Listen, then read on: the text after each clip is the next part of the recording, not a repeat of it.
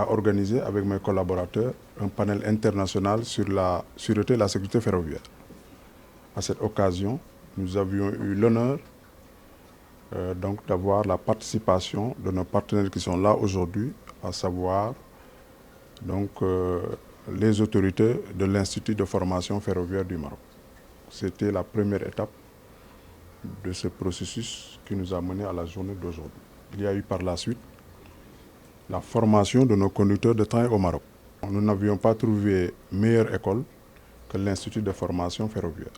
Ce fut la deuxième étape. La troisième étape donc, a consisté justement à travailler ensemble à l'élaboration d'un protocole d'accord. Et c'est ce protocole d'accord que nous venons de signer aujourd'hui pour sceller justement un partenariat durable, un partenariat fécond entre nos deux structures pour que nous puissions, comme je l'avais dit tantôt, nous approprier toutes les techniques, toute la technologie et toutes les méthodes de conduite et de sécurité donc, dans le transport ferroviaire. L'IFF est un institut issu de c'est une joint venture entre SNCF et l'ONCF du Maroc, et c'est un institut établi à Rabat,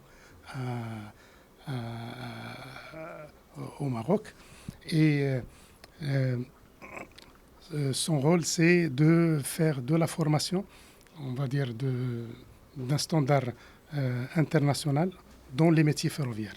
Et donc la signature de ce protocole, d'abord, c'est une opportunité pour nous pour développer le partenariat entre l'IFF et GTS, mais également, côté GTS, ça permettrait aux cheminots de GTS de profiter de l'expertise de ces deux grands réseaux qui sont SNCF et ONCF en matière de développement des compétences dans les métiers ferroviaires. Le protocole, effectivement, comme on l'indiquait, est un partenariat. L'idée est de répondre aux besoins de GTS au plus près de ce qui va nous exprimer, pas seulement en formation, mais en expertise et en échange de savoir-faire entre cheminots qui finalement ont au moins une langue commune. À défaut de parler Darija ou Wolof, ils parlent cheminot. Et ça, c'est autour de ça que nos stagiaires se retrouvent le mieux.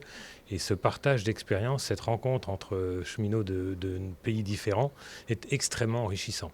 Et chaque fois qu'on a mis ensemble des cheminots de pays différents, tous sont repartis beaucoup plus satisfaits que s'ils étaient venus assister à une simple formation. Par ailleurs, on l'a évoqué, s'il n'y a pas nécessité de venir au Maroc, c'est des experts qui peuvent se déplacer au Sénégal. Et en fonction des besoins, on ajustera la réponse à toutes les questions, avec le souci de donner à GTS une forme de priorité dans l'accès à nos ressources.